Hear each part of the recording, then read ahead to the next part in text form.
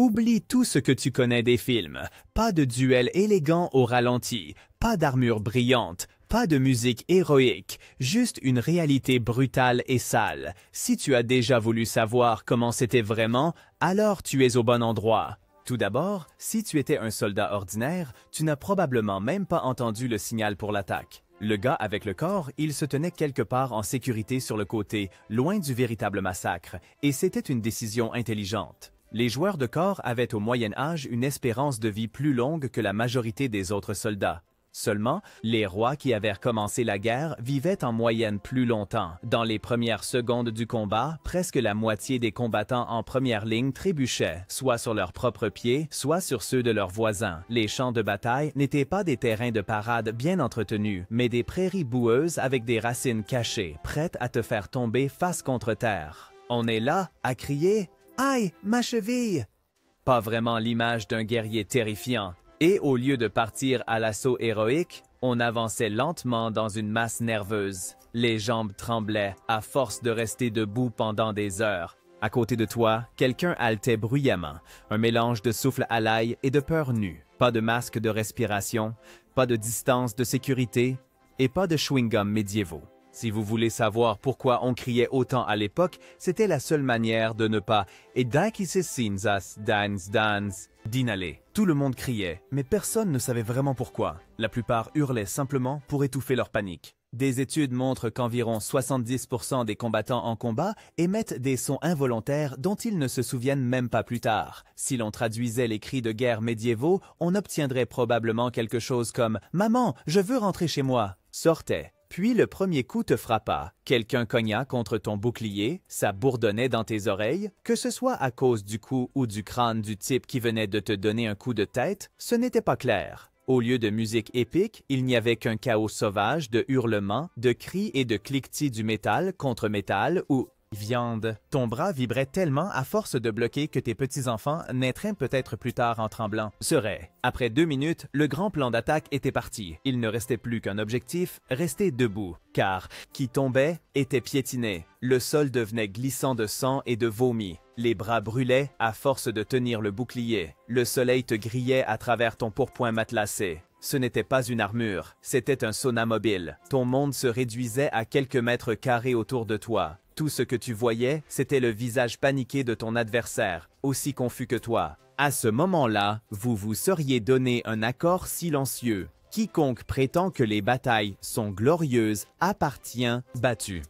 Et ce n'était que le début. Si tu avais survécu au premier choc, c'est là que commençait vraiment la partie brutale du combat. Les batailles médiévales ressemblaient moins à un tournoi de chevaliers et plus à une violente mêlée de rugby. Ce n'étaient pas des duels, il s'agissait de survie. Les combats individuels étaient rares. Quand 5 contre 1 attaquaient, ce n'était pas considéré comme injuste, mais comme une tactique astucieuse. Code d'honneur, on l'accrochait dès le premier coup d'épée. Le seul code valable était « Je veux rentrer chez moi vivant ». Tout le reste était secondaire. La proximité dans les formations rendait presque impossible de manier correctement son épée. Tu avais peut-être 10 cm pour te déplacer. De grands mouvements avec la lame? Oublie ça. Dans cette masse compacte, l'épée était plutôt un outil de poussée, comme dans un métro bondé, à toucher uniquement avec l'intention de tuer. De plus, l'épée n'était même pas la principale cause de décès. Les analyses des tombes montrent que la plupart des blessures mortelles provenaient de coups violents sur le crâne ou le cou. Exactement ce qui se passait quand quelqu'un tombait et que d'autres le frappaient. Combat équitable? Plutôt un coup jusqu'à ce que rien ne bouge plus.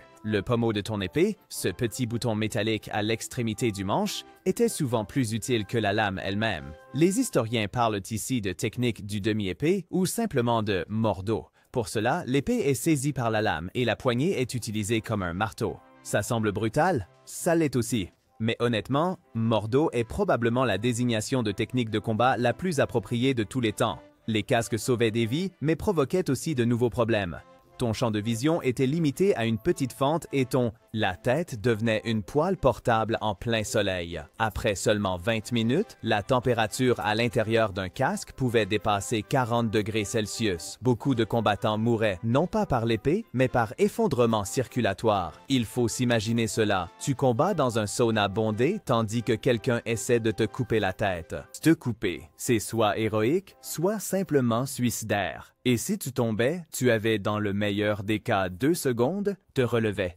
Pas à cause d'une règle, mais parce que sinon tu serais piétiné ou empalé par le bas à travers des lacunes dans ton armure. Des archéologues ont trouvé de nombreux squelettes dans des flaques de boue peu profondes, souvent face vers en bas. Pas de mort héroïque dramatique, juste une lente suffocation dans la boue. Les blessures te frappèrent souvent de directions complètement inattendues. Ton armure pouvait peut-être parer un coup de devant, mais qu'en est-il du coup de côté ou de la poussée de derrière? En réalité, un combattant était attaqué en moyenne depuis au moins 3 directions par minute. Ta tête essayait désespérément de garder un œil sur tous les dangers, ce qui était ironique car la cible des attaquants était souvent justement cette tête. Ce n'étaient pas les compétences de combat qui décidaient de la vie ou de la mort, mais la confusion, le chaos et la pure force de la masse. Beaucoup ne mouraient pas par des coups précis, mais par écrasement, par le poids des corps, par la perte d'orientation.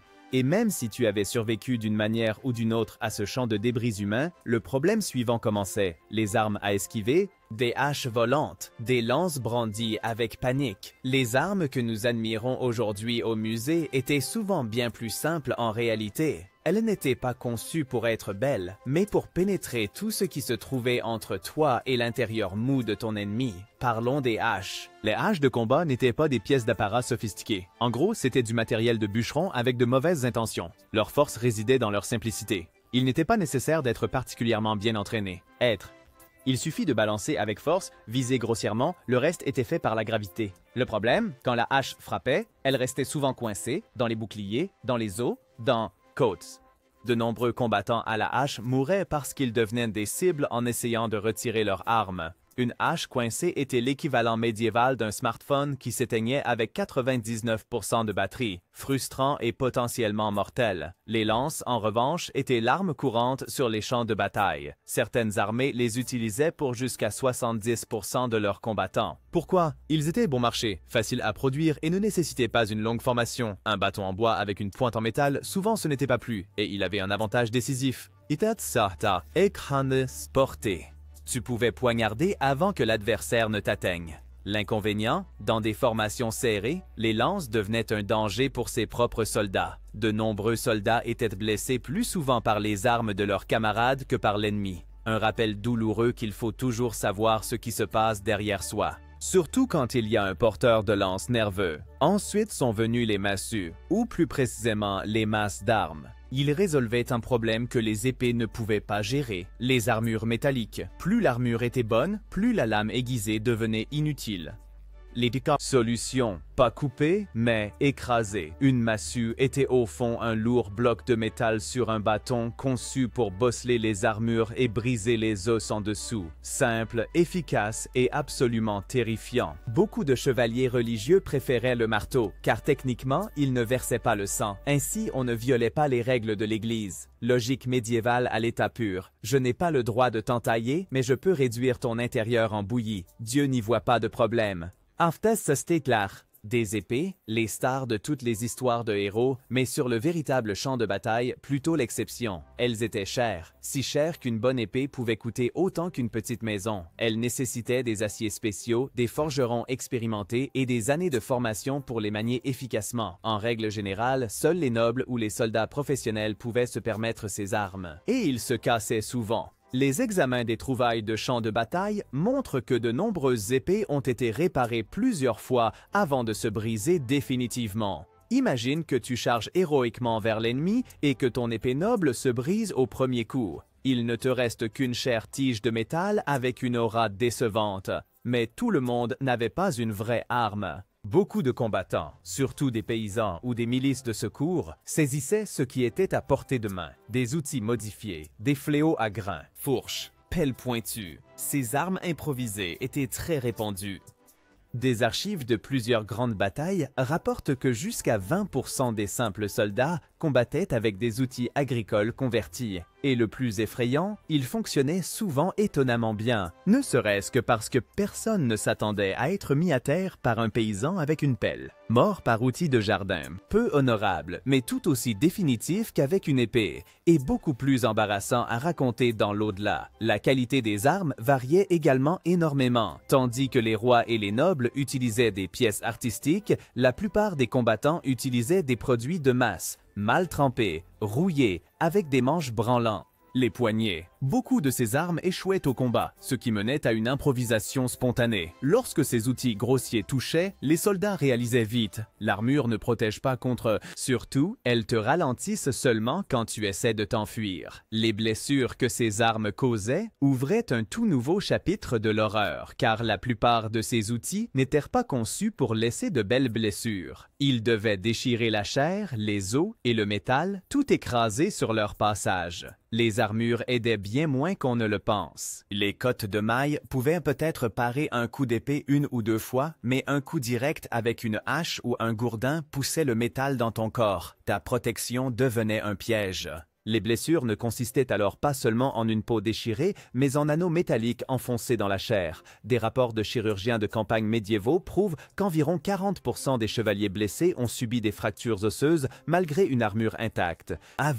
L'armure était comme du papier bulle médiéval. Elle encaissait le premier impact. Après, ça ne faisait qu'empirer. Un coup sur l'épaule pouvait coûter tout le bras. Et ces armes ne coupaient pas proprement. Elles déchiraient, elles lacéraient, elles. Nombreux mouraient non pas à cause de la blessure elle-même, mais à cause de ce qui suivait. Trop de perte de sang ou une infection. Contrairement au film où les héros continuent avec 10 blessures, une personne peut perdre connaissance après avoir perdu seulement 2 litres de sang. Et cela peut arriver en moins de 5 minutes. Spacet. Parfois, les combattants ne réalisaient même pas qu'ils avaient été touchés jusqu'à ce qu'ils ressentent des vertiges et que leurs genoux cèdent. Les armes contondantes étaient particulièrement traîtresses. Elles provoquaient des blessures internes qui n'étaient pas immédiatement visibles, mais d'autant plus dangereuses. Un coup de masse pouvait écraser des organes, briser des côtes ou provoquer des hémorragies cérébrales sans même ouvrir la peau. Les guérisseurs médiévaux avaient un terme spécifique pour de tels cas. Ils semblaient aller bien,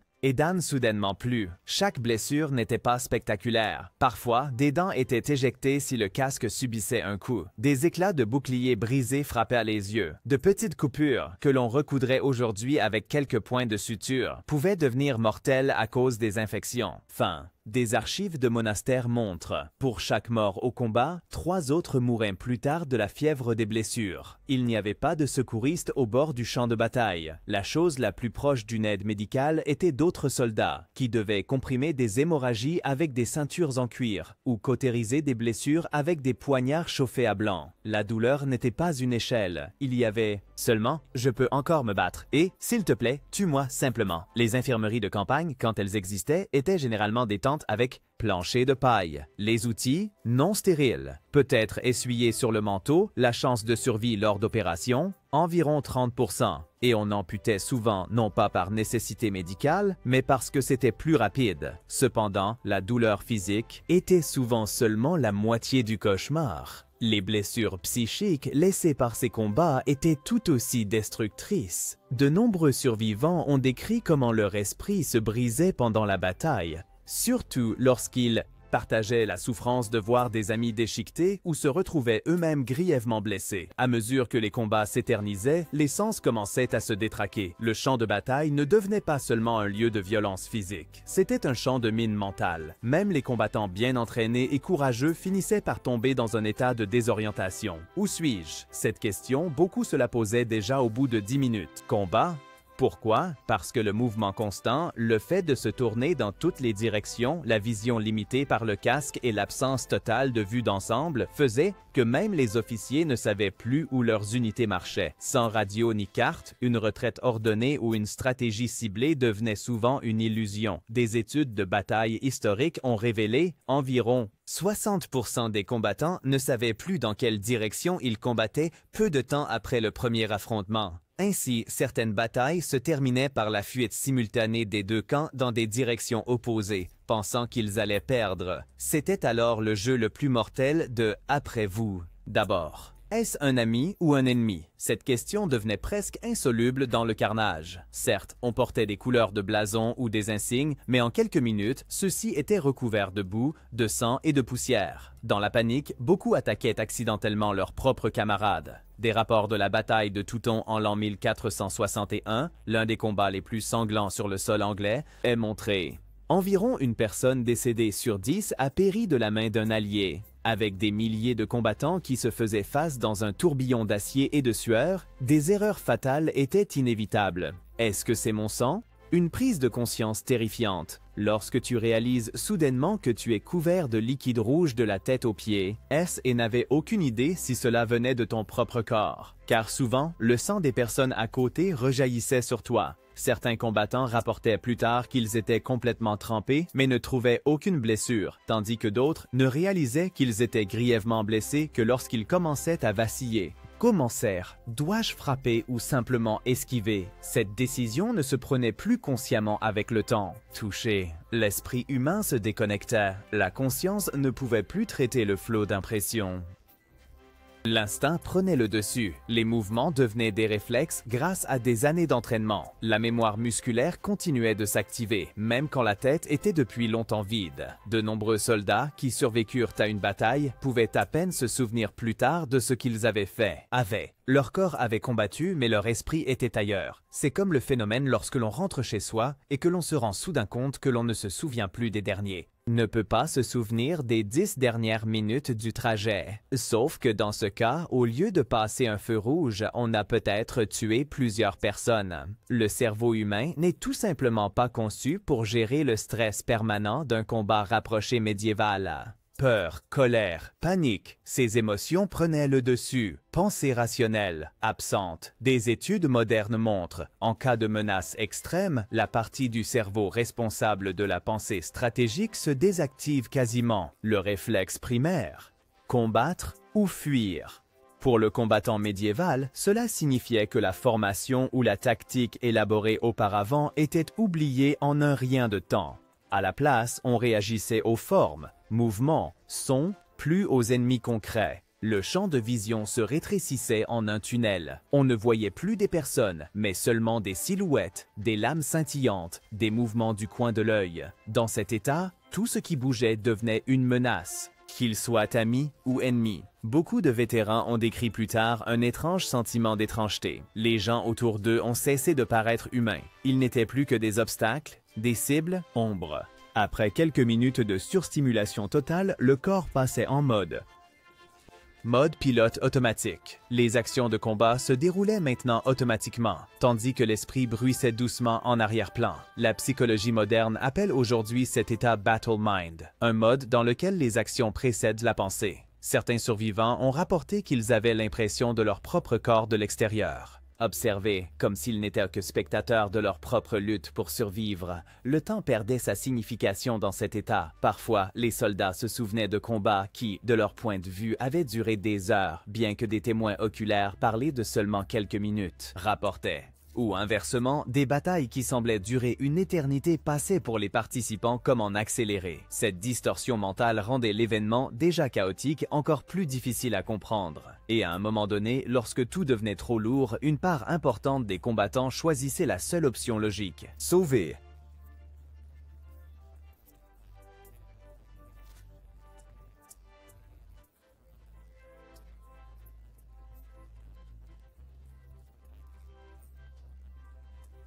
Voulait. Les sources sont claires. Environ 40% des soldats s'enfuirent avant que la bataille n'atteigne son apogée le plus sanglant. Et cela n'était pas considéré comme lâche, c'était prudent. Pour les simples paysans et fantassins, il n'y avait ni gloire, ni balade, pas de statut, seulement le besoin de rentrer vivant à la maison. La honte était laissée aux chevaliers qui accordaient trop d'importance à l'honneur. Un dicton populaire parmi les simples combattants disait « Le cimetière est plein de héros, la taverne pleine de fuyards ». Les batailles se terminaient souvent non par une victoire formelle, mais parce qu'un camp perdait simplement les nerfs en premier. Dès que les premiers couraient, une réaction en chaîne s'ensuivait. La panique était plus contagieuse que n'importe quelle peste. Lors de la bataille d'Hastings, par exemple, les troupes saxonnes ont fui à plusieurs reprises. Elles fuyaient, se regroupaient, revenaient et fuyaient à nouveau. Tous ne réussirent pas à s'enfuir. Certains firent semblant d'être morts. D'autres imploraient la grâce à genoux. Et d'autres encore se cachaient derrière des cadavres, des corps de chevaux ou des chariots. Un homme survécut en se cachant à l'intérieur d'un cheval mort. Pour heures. Pas une histoire que l'on voudrait raconter à ses petits-enfants, mais elle fonctionnait. La fuite n'était pas une garantie. Dans certaines armées, les déserteurs étaient tués par leurs propres troupes, et avec 20 kilos d'armure sur le dos, fuir n'était de toute façon pas facile. De nombreux chevaliers étaient tout simplement rattrapés, car ils étaient à bout de souffle après 100 mètres. Ceux qui parvenaient réellement à fuir se rendaient vite compte que la victoire signifiait en réalité une seule chose. On vit encore. C'était toute la définition. Pas d'applaudissements, pas de chansons de victoire, pas de épopée de bataille. Juste, je respire encore. C'était déjà plus que beaucoup d'autres pouvaient dire. Quand le combat était terminé, il n'y avait pas d'euphorie, pas de triomphe, seulement de la fatigue, de la douleur. Silence. Les soldats survivants s'effondraient là où ils se tenaient, trop épuisés pour célébrer, trop vides pour parler. L'ambiance sonore d'une bataille gagnée?